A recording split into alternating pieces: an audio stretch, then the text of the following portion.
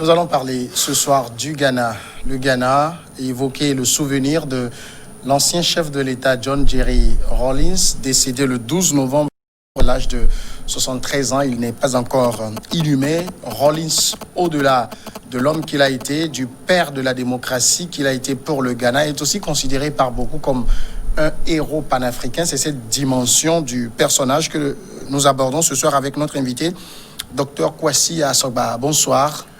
Bonsoir. Merci à vous d'être notre invité. Vous êtes sociologue. J'ai envie de vous demander, quand on évoque John Jerry Rawlings, qu'est-ce qui vous vient en tête pour résumer le personnage? Quand on parle de JJR, comme les intimes ont l'habitude de l'appeler en abrégé, et c'est surtout son parcours d'homme politique. Oui. Puisqu'en réalité, nous ne connaissons pas son enfance et nous n'avons pas une biographie détaillée de son enfance. Oui.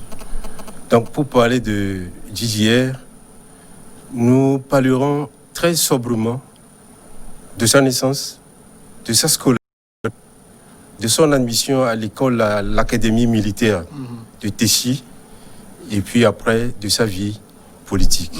Et là aussi, sommairement. Par quel bout nous commençons? On va évoquer le personnage puisque c'est de lui que nous parlons.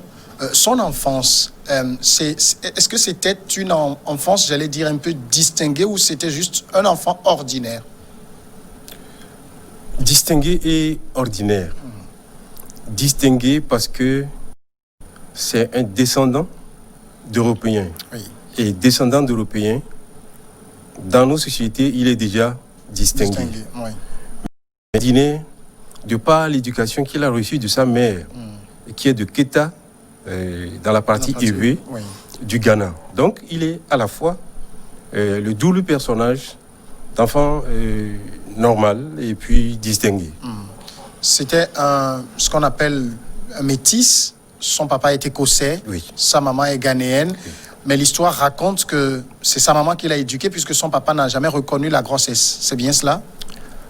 Et son papa n'aurait pas reconnu, je mets ça au conditionnel, reconnu la grossesse parce qu'il était déjà en relation maritale dans son pays d'origine où il vivait, entre Londres et Newcastle. Donc, de ce fait, ça lui était difficile de reconnaître du coup la grossesse. Mais il n'a pas renié l'enfant. Ils sont restés dans cette relation de père et fils pendant longtemps, sauf que officiellement, il ne porte pas son nom parce que le nom du père, c'est un certain John Ramsey. Et ce n'est pas par hasard que le nom donné à Rawlings commence pas par R et qu'on lui donne le nom de Jeremiah John, ce qui rappelle le prénom de son père et le R qui rappelle aussi l'initiale du nom de son père. Finalement, c'est quand même un enfant que sa maman a dû élever un peu seul. Un peu seul. Et c'est un enfant unique de sa mère. Oui. Sa mère qui est décédée aussi il y a juste quelques semaines. 2 mois. 2 mois de cela. Ouais. Alors, est-ce que au cours de son cursus scolaire, John Jerry Rawlings était-il un enfant à part? Était-il de la classe de ce qu'on peut appeler un peu les surdoués, ou bien il a eu aussi une éducation tout à fait normale, un parcours normal comme tous les autres? Il aurait eu un parcours normal parce que son école à Hashimota, avant qu'il accède à l'académie, il est allé à l'académie à 21 ans. Donc si c'est 21 ans, c'est l'âge normal de presque tous les enfants pour commencer les études universitaires. De ce point de vue, il serait un enfant normal. Alors, à l'école, il a fait ses études. Après, il a embrassé la carrière militaire. C'est un aviateur. Là également, on raconte de lui qu'il était une forte personnalité. Oui. Il est rentré à l'académie en 1968. Mais déjà en 1969, il est sorti pilote de l'aviation militaire de l'armée ghanéenne, avec le grade de lieutenant. Ce qui ne serait pas donné à tout le monde de faire un tel parcours en un an seulement. Il faut être un petit génie. Est-ce que c'est là-bas que ce désir politique est venu en lui, ou bien c'est bien plus tard? Au fait, pour parler de désir politique, ce sont des valeurs, je dirais, innées.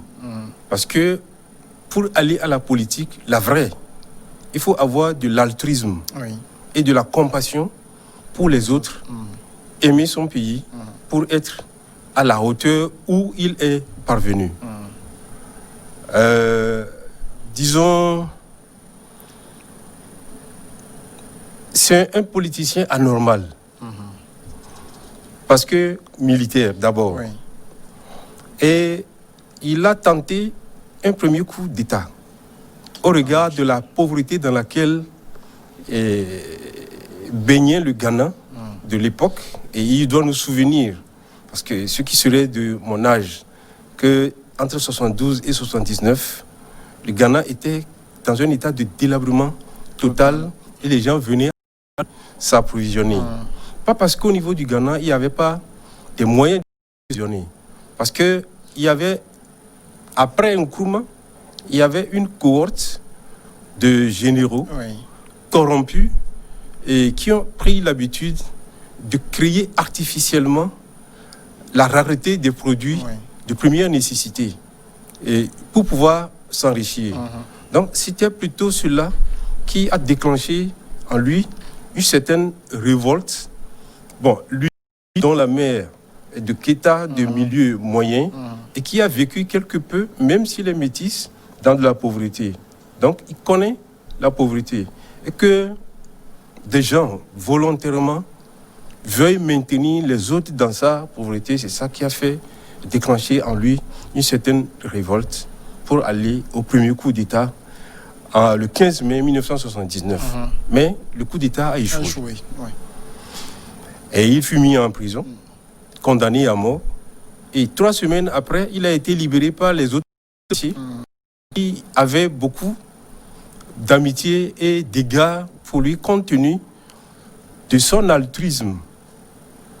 Il est sorti, mais ça ne l'a pas tardé. Il a refait un coup d'État. Et ça, le 4 juin 1979 seulement. Et il a renversé Fred Akufo. Il n'a pas duré longtemps non plus au pouvoir. Il a remis le pouvoir le 24 septembre 1979 et aux civils. Et le pouvoir a été tenu en ce moment par le président Limam. Plus loin, en 1921, il fait encore un autre coup d'État. Il dépose l'imam et prend le pouvoir. En 1983, tout le monde sait qu'en ce moment déjà, les pays africains étaient dans le programme d'ajustement structurel. Il ne s'est pas revendiqué marxiste ou libéral. Il a appliqué une politique libérale, mais assez douce, comme le voulaient la Banque mondiale et le FMI. Et il a eu l'occasion de recevoir des prêts de ces deux institutions pour pouvoir faire des aménagements structurants en milieu rural et d'alimenter des programmes sociaux. Et c'est ça d'ailleurs qui lui a valu assez de popularité au Ghana. Et après, il a laissé le pouvoir après 10 ans. Et il a créé son propre parti. Il s'est soumis aux élections. Il a gagné. Il a fait 2 mandats successifs. Et il n'a pas voulu continuer un 3e mandat au regard de ce que prédit la Constitution. Le jeune officier John Jerry Rawlings, capitaine, qui a été l'auteur de ce coup d'État, ce coup d'État était quand même intervenu dans une période où, si on regarde un peu, surtout dans la zone ouest africaine, il y avait aussi au nord un jeune officier, capitaine également, qui était au pouvoir. Il y avait même du côté est, le Togo, un officier également au pouvoir. Il y avait plus à l'est, le Bénin, également un officier au pouvoir. C'était la génération des officiers. L'armée et la politique étaient extrêmement, j'allais dire, confondues à cette époque, ou comment? Est-ce que c'était un fait du hasard? Nous pouvons dire clairement que les pays africains jusqu'alors, disons-le clairement, ne sont pas indépendants. Oui. Il y a quelque part dans l'ombre qui tire les ficelles et viennent au pouvoir, que ce soit militaire ou civil, les personnes désirées. Et ils se trouvaient parmi ces personnes désirées, et les autres aussi se trouvaient parmi les personnes désirées. Sa différence, c'est que, contrairement aux autres qui n'avaient pas appliqué les programmes sociaux, parce que ce n'est pas les programmes sociaux qui s'est rendu populaire. Et c'est contrairement aux autres qui l'entouraient, il a marqué la différence, non seulement en se rendant populaire par les programmes sociaux, mais également en suivant les indications, pas à la lettre, de FMI et de la Banque mondiale. Il a marqué sa différence parce que il a relevé, bien que ce soit le programme d'ajustement structurel qui faisait patiner les autres pays, lui, il est sorti du lot avec le même programme d'ajustement structurel, et le Ghana était considéré comme, disons, une stabilité politique. Il a compris aussi que pour avoir un certain développement économique, il fallait forcément une stabilité politique. Tout à fait. Le Ghana venait de loin. Avec sa stratégie, il a quand même pu utiliser les fonds de prêt pour se mettre au-dessus du lot. Mais il est venu à un certain moment où on avait besoin d'un leadership pour certaines guerres qui se présentaient sur le continent, notamment en Somalie, où en ce moment-là, il est arrivé à être le président de la CEDEAO, et c'est à ce titre qu'il a utilisé son leadership pour apaiser la guerre en Somalie. Mais au même moment, il avait de l'admiration pour le président libyen, Mouammar Kadhafi, le jeune Thomas Sankara dont vous venez de faire allusion, Fidel Castro au Cuba, et il s'est imprégné de ces courants socialistes plutôt, en faisant une petite démarcation du libéralisme que lui-même il a quelque peu appliqué pour sortir le Ghana du marasme. Alors, on parle de ce héros africain, mais cette image de héros contraste avec ce qu'a été John Jerry Rawlings dans les premières dizaines d'années qu'il avait fait au pouvoir. Il était plutôt, vous excuserez le mot, un dirigeant sanguinaire. Oui. Il a été critiqué pour être ce dirigeant sanguinaire. Mais si ce n'est pas seulement au niveau africain qu'il a été critiqué ou n'est pas critiqué, sur le plan international, la CPI n'a pas demandé sa tête. On pourrait bien se poser la question de savoir pourquoi. Parce que ce soit aujourd'hui ou demain, lorsque il a commis des exactions sommaires, parce que les généraux qui ont été exécutés n'ont pas été jugés. La rumeur raconte que dans le lot se trouve son propre frère indélicat, et il n'a pas manqué de lui appliquer la même censure la même sanction que les autres. Donc, il est, je dirais, entre griffes, criminel. Mais je pense que si on n'a pas réclamé sa tête, c'est parce que il a pu, au-delà du coup d'État, amener un apaisement au Ghana. Aucun crime n'est légal ou légitime. Oui. Mais les résultats qu'il a obtenus ont fait oublier, je dirais, ce crime-là qui n'est nulle part réclamé pour être jugé. Oui. Oui. Mais il a baigné quand même dans le sang Dans le sang. avant d'arriver au pouvoir. À quel moment peut-on considérer de sa vie qu'il est véritablement devenu ce héros panafricain dont nous parlons aujourd'hui? C'est entre 1997 et 2001 où sa popularité a gagné le continent par les résultats qu'il a obtenus. C'est parce qu'il dirigeait bien son pays ou parce que sur le continent, il y avait, on voyait en lui ce leader qui pouvait, dans un certain nombre de conflits, être un médiateur, apporter des solutions.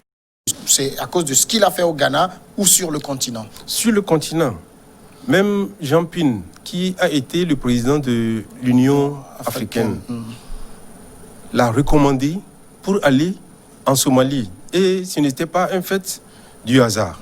C'est bien sûr compte tenu, d'abord, dans son Ghana natal, ce qu'il a pu faire sur le plan de la gouvernance et pour la CEDEAO, ce qu'il a pu faire, son rapprochement de la Libye, les règlements de la crise au Libéria, sous son égide, tout cela a fait qu'il a eu de la popularité sur le plan africain. Oui. Avait-il quand même des réussites quand il intervenait sur des dossiers difficiles comme la Somalie, par exemple? Tout à fait.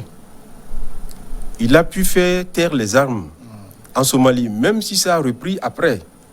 Son passage, il a fait taire les armes. Il a fait taire les armes au Libéria.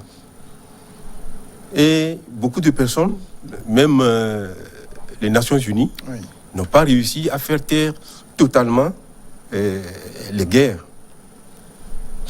Quand on parle de lui quand même comme héros panafricain, en même temps, il est ce héros pour qui?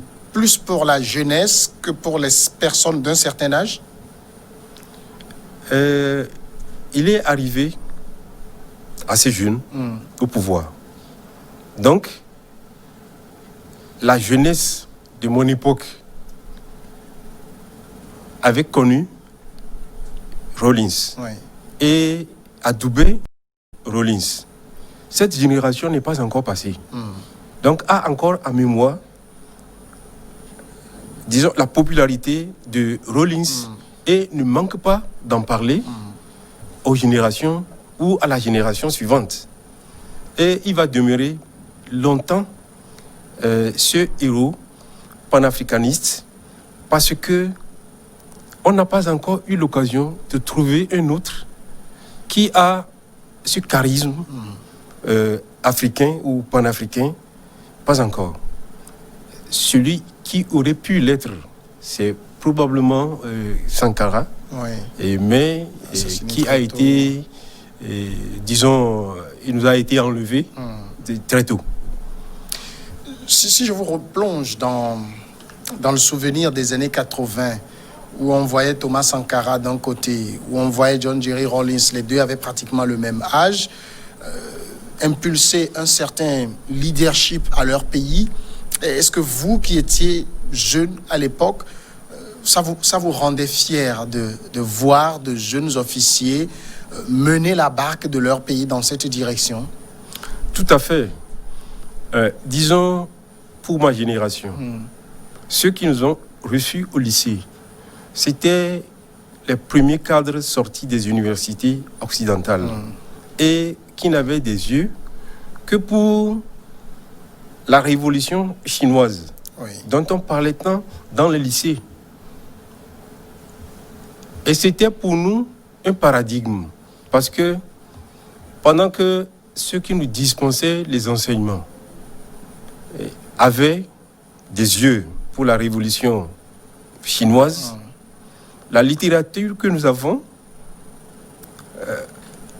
avait des railleries pour cette Chine en train de promouvoir sa révolution et sa démocratie, disons entre parenthèses, parce qu'il n'y aurait pas, à mon avis, une démocratie, il y aurait des démocraties. Donc pendant que la Chine tentait de faire cette démocratie, dans la littérature que nous pouvions lire, on parlait plutôt de chinoiserie pour dénigrer tout ce qui pouvait être fabriqué en Chine. Mais la Chine a réussi à faire sa révolution silencieuse. La Chine n'a pas fait de bruit. La Chine a plutôt surpris l'Occident en arrivant à ce niveau de développement. Et la Chine, malheureusement, a réveillé le chat qui dort. Parce que Helmut Kohl, en 1998, disait qu'il ne se laisserait plus surprendre comme la Chine les a surpris. Donc, on est maintenant surveillés. Nous sommes maintenant surveillés. Okay. En revenant à ce passé où la tendance était le parti unique, à des moments où tout urge et qu'il faut le faire tout de suite, est-ce qu'on avait le temps de faire la démocratie? C'est la question, en fait, personnellement, que je me pose aujourd'hui. Donc, les régimes dictatoriaux qui étaient arrivés avaient aussi le sentiment d'aller vite, de faire comme la Chine a fait, mais n'avaient pas leurs moyens. Parce que ils n'ont pas pris le temps de former leur jeunesse, comme la Chine l'a fait. Et ils ont trop crié victoire, ce qui fait qu'eux-mêmes, la victoire n'est pas encore arrivée, mais ils font éteindre cette victoire avant qu'elle ne se lève. Le Ghana, d'à côté, a plutôt opté pour la grande technologie. Et les fabriques qu'on avait de ce côté-là les amenaient déjà vers une certaine émergence. Mais dans nos écoles, on n'avait pas la même option de la technologie. Et notre option était dirigée vers les grandes études. Et on était préparé plutôt pour être des salariés de haut niveau, gagner suffisamment d'argent, mais on n'était pas prêt pour être des créateurs de travail et des employeurs. Alors que de l'autre côté, ça a commencé à pointer. Donc il a fait cette démarcation qui lui a donné toute sa valeur. Est-ce que vous pensez que, c'est vrai que je le rappelais, il est décédé le 12 novembre dernier à l'âge de 63 ans. Beaucoup disent qu'il est parti un peu trop tôt, mais comme on le dit, Dieu a donné, Dieu a repris. Vous pensez qu'il va survivre très longtemps à lui-même? On aurait souhaité qu'il vive encore plus longtemps. Parce qu'il doit nous souvenir que lorsque son vice-président avait perdu les premières élections, il n'a pas voulu accepter sa défaite. Et John Rawlings l'a ramené à la raison. Les élections venaient de se passer au Ghana. Et le même phénomène se reproduit. J'allais dire, s'il était là, cela n'allait pas se produire. Parce qu'il aurait pris le temps de dire à son dauphin, d'arrêter et de laisser le peuple choisir dirigeant. Et lui-même, John Jerry Rawlings, va-t-il aller au-delà? C'est-à-dire là, il est mort physiquement, on le sait. Mais est-ce que ce qu'il a été pour beaucoup de personnes, même pour la jeunesse d'aujourd'hui, qui n'ont peut-être certainement pas vu un certain nombre de choses de la part de Rawlings, est-ce qu'il va survivre? Est-ce que Rawlings va rester, j'allais dire, immortel? Mortel, immortel, on se le crée. Et je pense que dans les jours à venir, des intelligences vont se lever pour écrire sa biographie. Oui. Et en s'inspirant de sa biographie, des changements à travers sa biographie peuvent aussi arriver. Et il se serait, à mon sens, rendu immortel. Qu'est-ce que... Et j'allais dire aussi que dans certaines vidéos qui sont passées sur les réseaux sociaux, lui-même, il a fait une partie de son autobiographie. Et dans cette autobiographie, on peut constater, et c'est des Italiens qui l'ont interviewé sur la possibilité ou la probabilité qu'il ait un compte à l'extérieur. Il leur a demandé d'aller vérifier partout. S'il trouve une trace de son compte, on n'a qu'à lui apporter la preuve. Et dans cette vidéo, il a parlé de sa femme tombée malade et qui devait subir des opérations à Londres. Lui, il n'avait pas un compte à l'extérieur, donc c'était plutôt difficile pour qu'il amène sa femme à l'extérieur se soigner. Et c'est des gens, tenez-vous bien, qui ont prêté de l'argent à un ancien président.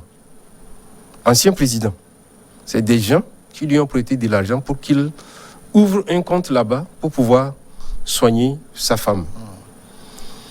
Je dirais même que dans la vidéo, il est victime de ce que lui-même il a instauré, la bonne gouvernance au Ghana.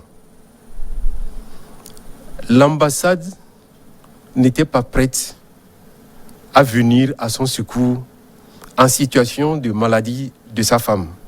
Parce que il faut appliquer les règles de l'administration. À l'ambassade, il n'aurait probablement pas reçu l'autorisation de s'occuper d'un ancien président dont la femme est malade. Pas l'ancien président malade, mais la femme malade. Dès lors que ce n'est pas inscrit dans les procédures, comme lui-même il aurait instauré, il est victime de cela. Et les gens peuvent être choqués qu'on ne puisse pas s'occuper de la femme d'un ancien président. Mais je pense que c'est tout à fait normal, parce que si la procédure ne le permet pas, l'ambassade ne le ferait pas non plus. Et c'est un chauffeur de l'ambassade qui a décidé de prendre sa voiture personnelle et de mettre ça au service de l'ancien président. Et sa fille, pour lui faire honneur, a fait aussi une vidéo de son vivant. Et ce qui est apparu dans cette vidéo, que son père aime beaucoup les pauvres et aime aller à leur contact. Et c'est ce même père qui lui a appris à conduire un avion. Donc, ce qu'elle retient de son père, c'est un père aimable. Et la rumeur nous dit, parce que ça, ce n'est pas écrit, la rumeur nous dit que ce soit à Accra ou à Keta, il est très populaire. Il n'a pas une garde qui le suit de près. Probablement qu'il y a une garde, mais c'est une garde discrète. Et il est en contact avec la population.